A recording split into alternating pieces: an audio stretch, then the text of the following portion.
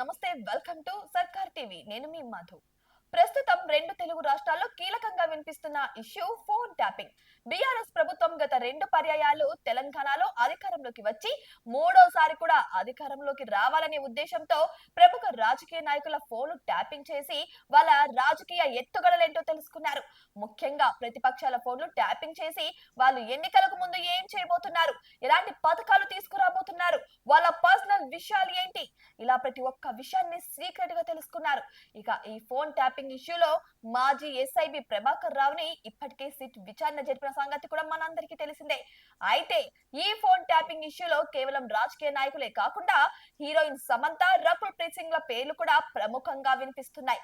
ఇక ఈ మధ్య కాలంలోనే కరాటే కళ్యాణి, యాంకర్ అనసూయ, పవిత్ర లోకేష్, హీరోయిన్ హెబ్బా పటేల్ ల పేర్లు కూడా వినిపిస్తున్నాయి. అయితే వీరికంటే ముందు సమంత, రకుల్లకు సంబంధించి ఫోన్ ట్యాపింగ్ చేసినట్టు అనేక వార్తలు కూడా వినిపించాయి.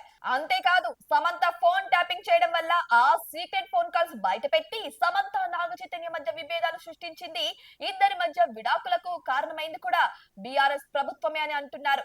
అంతేకాదు కేటీఆర్ కూడా రకుల్ ప్రీత్ సింగ్ ఫోన్ ట్యాపింగ్ చేసి ఆమెతో సన్నిహితంగా మెదలారాలని, ఇక కేటీఆర్ తన ఫోన్ డేటాని ఎక్కడ బయట పెడతారని భయపడిన రకుల్ ప్రీత్ సింగ్ ఇక టిఆర్ఎస్ తో క్లోజ్ గా మెలుగుతుంది అంటూ రేవంత్ రెడ్డి, కొండా సురేఖ, గజ్జల కాంతం లాంటి ఎంతో మంది కాంగ్రెస్ నాయకులు కూడా బహిరంగంగానే మాట్లాడిన సంగతి మనందరికీ తెలిసిందే.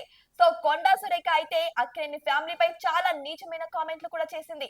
అయితే ప్రస్తుతం ఫోన్ ట్యాంపింగ్ ఇష్యూలో చాలా మందిని సిట్ విచారణ చేస్తున్న సంగతి మనందరికీ తెలిసిందే. అయితే ఈ సిట్ విచారణలో సమంత, రకుల్ ప్రీత్ సింగ్ లను కూడా ఫోన్ ట్యాపింగ్ కి సంబంధించి ఏమైనా ప్రశ్నలు అడుగుతారా, వారిని కూడా విచారణ చేస్తారా అని రెండు తెలుగు రాష్ట్రాల్లో చాలా మంది ప్రజలు మాట్లాడుకుంటున్నారు. మరి ఈ హీరోయిన్ల విచారణకు హాజరవుతారా, వీరిని విచారణకు పిలుస్తారా, గత ప్రభుత్వం చేసిన అన్యాయాలను బయట పెడతారా అనేది ఇంకా తెలియాల్సి ఉంది. ప్రస్తుతం సమంత, రకుల్లకు సంబంధించిన విషయం మీడియాలో చర్చనీయాంశంగా మారింది. అయితే సమంత ఫోన్ ని, రకుల్ ఫోన్ ని ట్యాప్ చేసిన కేటీఆర్ వాళ్ళని వలలో వేసుకున్నారని కూడా ఒకప్పుడు కొండా సురేఖ అనడం కూడా ఇక్కడ చర్చనీయాంశం.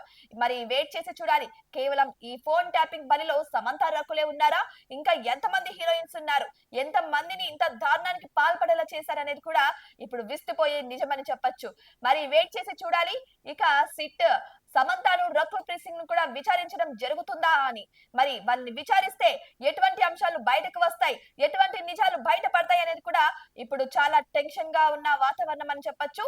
మరి వెయిట్ చేసి చూద్దాం ఏం జరగబోతుందా అని. ఇటువంటి మరిన్ని అప్డేట్స్ కోసం మా ఛానల్ ని సబ్స్క్రైబ్ చేసుకోండి.